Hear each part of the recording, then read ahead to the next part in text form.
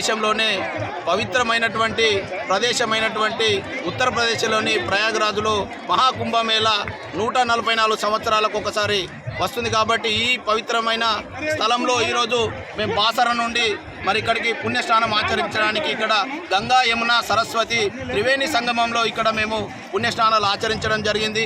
ఇక్కడ పూర్వకాలంలో మరి ఋషులు ఎందరో మంది మునులు అదేవిధంగా ఇక్కడ పూజలు మరి ఎన్నోటువంటి యాగాలు చేసినటువంటి పుణ్యస్థలంలో ఇక్కడ మేము స్నానం ఆచరించడం ఇక్కడనే కాదు భారతదేశంలోని అన్ని రాష్ట్రాలు అదేవిధంగా విదేశాల నుండి కూడా ఇక్కడ వచ్చి మరి భక్తులు స్నానాలు చేస్తూ ఉన్నారు.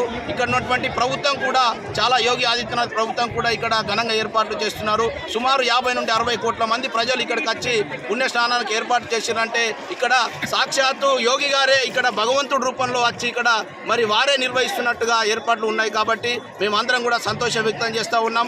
అదేవిధంగా దేవతలు రాక్షసులకు మధ్య అమృతాన్ని మరి చిలకడం వలన ఇక్కడ ఈ ప్రదేశంలో 4 చుక్కలు అమృతం పడడం వల్ల ఈ పుణ్యక్షేత్రము ప్రయాగ్రాజ్గా ఏర్పడి ఇక్కడ గంగా యమున సరస్వతిగా ఏర్పడి ఇటువంటి అమృతం పడిన పుణ్యస్థలంలో మేము స్నానమాచరించడం మేమే కాదు కోట్ల ప్రజలందరూ కూడా చాలా సంతోషంగా ఉంది. అదేవిధంగా ఇక్కడ ఉన్నటువంటి బీజేపీ ప్రభుత్వానికి నరేంద్ర మోడీ ప్రభుత్వానికి ఇక్కడున్న ప్రభుత్వం యోగి గారికి ప్రత్యేకంగా మా బాసర మేమందరం తరపున ప్రత్యేక కృతజ్ఞతలు తెలియజేస్తా ఉన్నాం.